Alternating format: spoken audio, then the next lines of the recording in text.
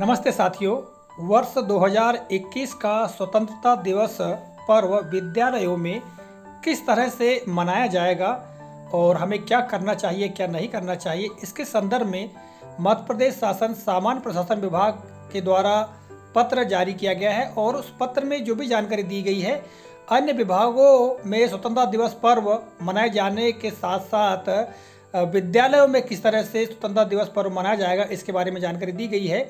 आइए बहुत शीघ्रता के साथ में हम उन बिंदुओं का अवलोकन करते हैं और उसी आधार पर फिर हम अपने विद्यालयों में स्वतंत्रता दिवस कार्यक्रम का आयोजन करेंगे।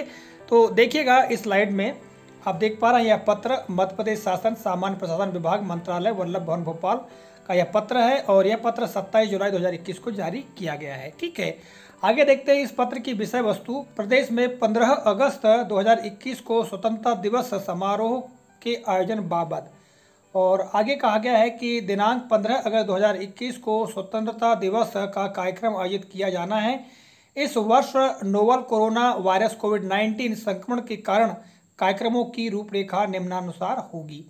अब साथियों, यहाँ पर प्रत्येक विभाग के लिए दिशा निर्देश दिए गए हैं कि किस तरह से स्वतंत्रता दिवस कार्यक्रम का आयोजन किया जाना है और जानकारी दी गई है। साथ में विद्यालयों के बारे में भी बताया गया है। तो बहुत शीघ्रता के साथ में हम जो जानकारी दी गई उनको पढ़ लेते हैं, फिर विद्यालयों में किस तरह से स्वतंत्रता दिवस पर्व मनाया जाएगा इस पर भी चर्चा करेंगे।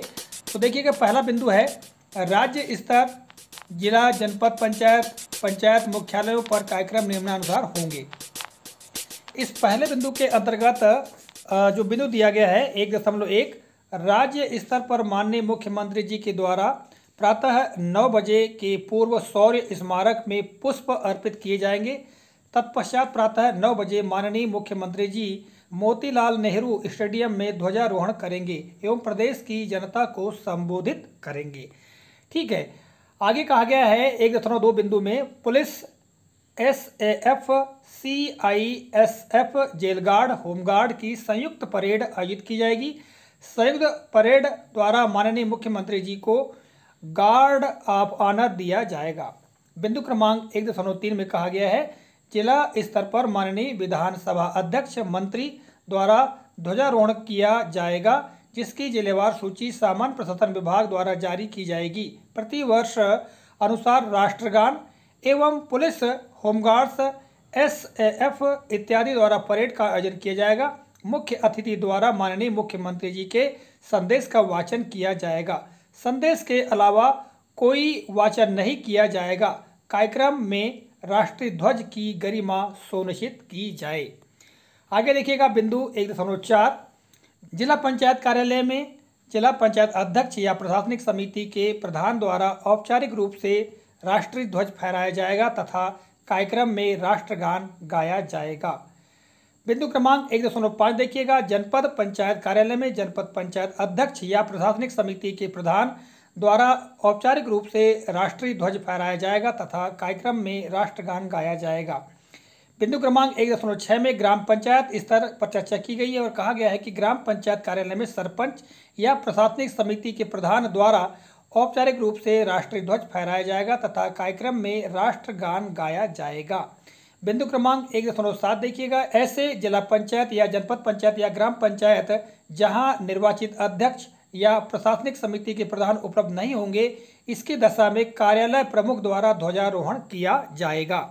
और आगे देखिएगा बिंदु क्रमांक 1.8 में नगर निगम, नगर पालिका, नगर परिषद कार्यालय में महापौर, अध्यक्ष, यहाँ पर निर्वाचित महापौर और अध्यक्ष कार्यरत हैं, उनकी बात की गई है, द्वारा राष्ट्रीय ध्वज फहराया जाएगा। शेष नगरीय निकायों में आयुक्त या मुख्य नगरपालिका अधिकारी द्वारा ध्वजारोहण किया जाएगा। और बिंदु क्रमांक 1.9, जिले से संबंधित सभी सम्माननीय संसद सदस्य, विधायकगण, महापौर, पार्षद एवं अन्य नागरिकों को सम्मान पूर्वक आमंत्रित किया जाए।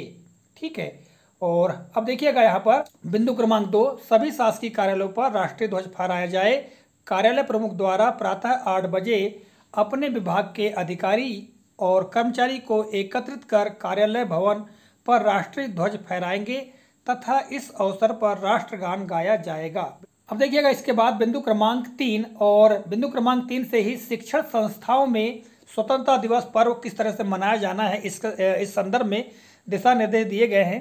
कहा गया है कि समस्त शिक्षण संस्थाओं में पूर्व वर्षों की भांति प्रातः 8 बजे या इसके पूर्व ध्वजारोहण व राष्ट्रगान का सामूहिक गान किया जाए। देखिएगा 8 बजे या इसके पहले भी हम ध्वजारोहण कर सकते हैं और राष्ट्रगान गाया जा सकता है, ठीक है। और आगे देखिएगा बिंदु क्रमांक 4, स्वतंत्रता दिवस के कार्यक्रम में स्कूली बच्चों को शामिल नहीं किया जाएगा। यहाँ पर हमको अपने विद्यालयों के जो बच्चे हैं उनको शामिल नहीं करना है, अर्थात कोई बच्चा स्वतंत्र दिवस कार्यक्रम में शामिल नहीं होगा। बिंदु क्रमांक 5 में देखिएगा, कार्यक्रम स्थल पर प्राथमिक चिकित्सा की आवश्यक व्यवस्था अनिवार्य रूप से की जाए। जहां पर हमको कार्यक्रम आयोजित करना है अर्थात विद्यालयों में, तो वहां पर प्राथमिक चिकित्सा से संबंधित जो भी मेडिसिन दवाइयां वगैरह है इनकी व्यवस्था अनिवार्य रूप से कर लेना है। और 6वें बिंदु में कहा गया है कि कार्यक्रम स्थल पर हैंड सैनिटाइजर, मास्क एवं सामाजिक दूरी आदि का विशेष ध्यान रखा जाए। हमको जैसा कि बिंदु क्रमांक 6 में बताया गया है, हैंड सैनिटाइजर रखना है, मास्क प्रत्येक उपस्थित सदस्य लगाए और साथ ही सामाजिक दूरी बनाकर रखे, इस बात का विशेष ध्यान रखना है। और 7वां बिंदु है, विभिन्न समाचार पत्रों में स्वतंत्रता दिवस पर जारी किए जाने वाले विज्ञापनों को स्वतंत्रता संग्राम के संदेशों पर केंद्रित किया जाएगा एवं विज्ञापनों को इस प्रकार नियोजित किया जाए कि 15 अगस्त 2021 को प्रदेश के समाचार पत्रों में शहीदों, जिसमें मध्य प्रदेश के शहीद भी शामिल हों, के संबंध में संदेश प्रसारित हों। और आगे देखिएगा 8वां बिंदु, स्वतंत्रता दिवस 2021 के अवसर पर प्रदेश में स्थित मुख्य सार्वजनिक भवनों एवं राष्ट्रीय महत्व की इमारतों में दिनांक 14 एवं 15 अगस्त 2021 की रात में प्रकाश की व्यवस्था की जाए। इस संबंध में होने वाला व्यय संबंधित प्रशासकीय विभाग अपने विभागीय बजट से करेंगे। साथियों, जैसा कि यहाँ पर सार्वजनिक भवनों की बात की गई है शासकीय, तो इसमें विद्यालय भवन भी आते हैं और विद्यालय भवन में 14 और 15 अगस्त की रात्रि को प्रकाश की व्यवस्था करना है। और यहाँ व्यय के संबंध में बताया गया है कि विभागीय जो बजट है उसी से व्यय करेंगे। और 9वां बिंदु है, कोविड-19 को दृष्टिगत रखते हुए समस्त कलेक्टर्स के द्वारा या उनके द्वारा नामित प्रतिनिधि द्वारा स्वतंत्रता संग्राम सेनानियों, कारगिल में शहीद हुए सैनिकों के परिवारों एवं प्रदेश के लोकतंत्र सेनानियों को घर जाकर साल से फल से सम्मानित किया जाए। तो ये तो हमारे जिला स्तर की बात हो गई। और 10वां बिंदु है, नोवल कोरोना वायरस कोविड-19 संक्रमण के संबंध में जारी भारत सरकार, गृह मंत्रालय और स्वास्थ्य एवं परिवार कल्याण मंत्रालय द्वारा कोविड-19 से संबंधित सभी दिशा निर्देशों एवं राज्य शासन द्वारा समय समय पर जारी किए गए निर्देशों का कड़ाई से पालन सुनिश्चित किया जाए। तो साथियों, हम लोगों को अपने विद्यालयों में भी कोविड-19 जो प्रोटोकॉल है उसका पालन करते हुए स्वतंत्रता दिवस पर्व मनाना है। और जैसा कि यहाँ पर जानकारी दी गई है, विद्यालयीन बच्चों को शामिल नहीं करना है। तो साथियों, आशा करते हुए जानकारी आप लोगों को काफ़ी उपयोगी लगी होगी। मिलेंगे अगले कालखंड में किसी नए प्रकरण, नई जानकारी को लेकर। तब तक के लिए जय हिंद।